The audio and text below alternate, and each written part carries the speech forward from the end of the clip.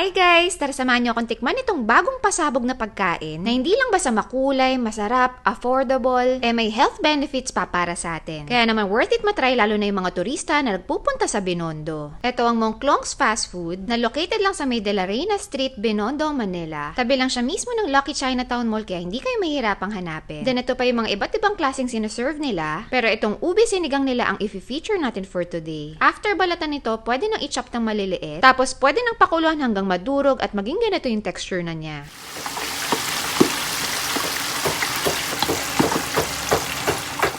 After maluto, itatransfer na sa lalagyan dahil hindi naman lahat ng to magagamit sa isang lutuan ng sinigang.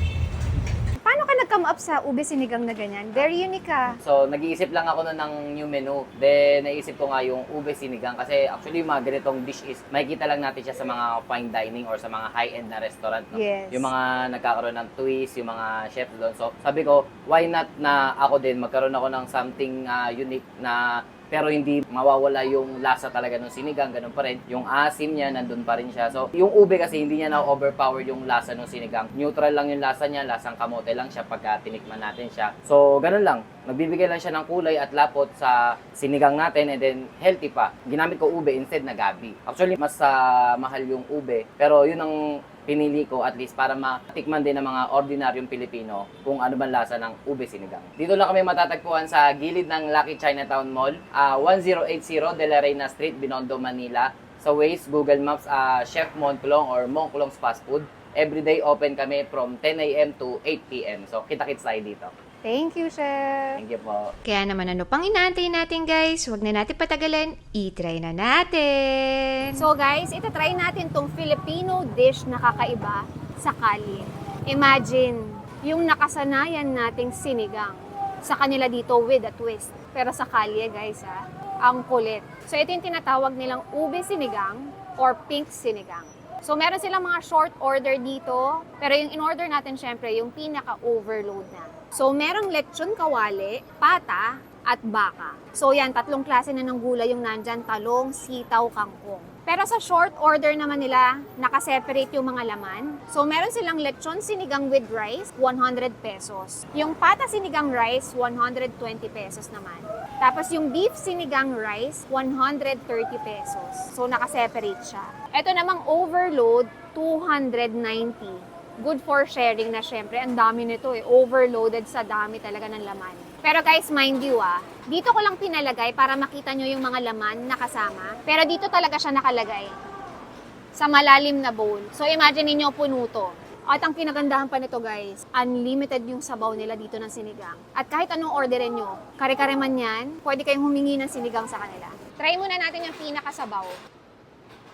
Wow!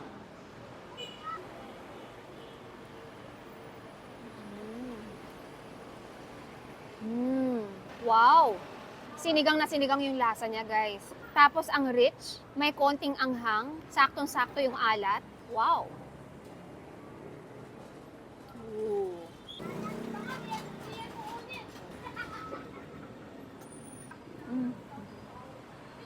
Wow! Ang sarap! Ang sarap ng pagkatimpla ng sabaw ng sinigang nila. Yung asim ng sinigang at isabay mo yung alat na timpla dito sa lechon kawali nila. Ang ganda ng combination.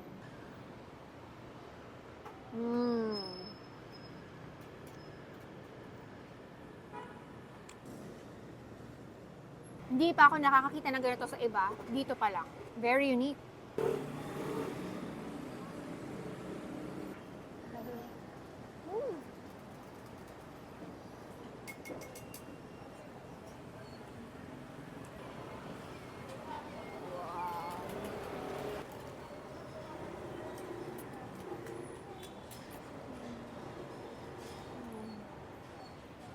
Ang lambot din ng pata.